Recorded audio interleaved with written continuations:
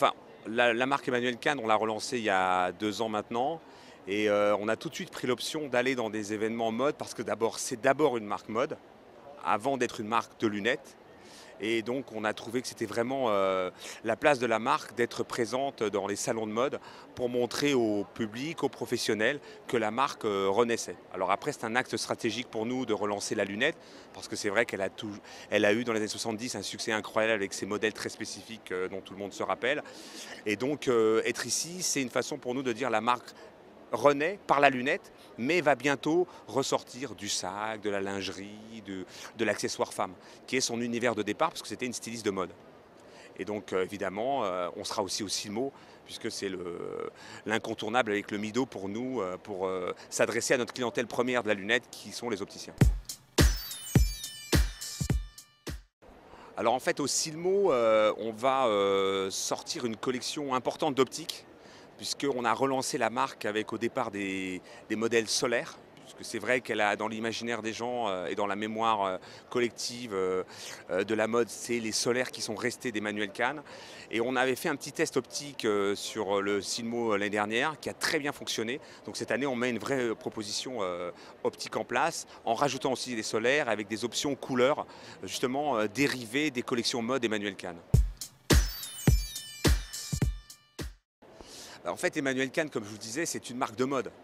Donc en fait, dès les années 70-80, c'est quelqu'un qui a été très utilisé, elle a beaucoup habillé Jane Birkin, Charlotte Rampling, Elton John. Enfin, il y a beaucoup de gens de la mode qui se sont habillés avec Emmanuel Kahn et qui ont pris aussi les lunettes, mais aussi les habits. Donc c'est une marque qui, par définition et par l'historique, a été portée par des stars et par des gens du cinéma, de la télévision. Donc on a trouvé logique, par exemple, c'était au printemps, de faire une opération à Cannes et pour équiper quelques stars, etc. Donc c'est d'abord parce que c'est des modèles très spécifiques, donc ils cherchent eux-mêmes des modèles qui ont une certaine spécificité. Ici au salon, par exemple, on a équipé les DJ et tous les gens des soirées du salon avec des modèles, avec les barres en laiton, des décorations cuir, lézard, galoucha, qui sont des spécificités de la marque et qui plaisent beaucoup à ces gens qui cherchent des modèles un peu particuliers pour affirmer leur identité aussi par la lunette, parce qu'aujourd'hui vous savez que la lunette c'est pas seulement un accessoire pour bien voir, mais c'est aussi un accessoire pour bien s'habiller et donner une identité à son personnage. Est-ce que sur le salon, vous avez rencontré pas mal d'opticiens?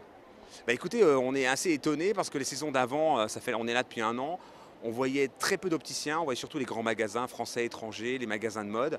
Mais c'est vrai que cette session-là, on a rencontré quelques opticiens qui s'intéressent aux tendances, donc qui viennent ici pour voir un peu les couleurs, mais aussi qui viennent agrémenter leur magasin manifestement avec maintenant des accessoires de mode. Et je trouve que c'est un bon choix pour eux que d'essayer de mettre dans leur magasin autre chose que de la lunette. Donc on a rencontré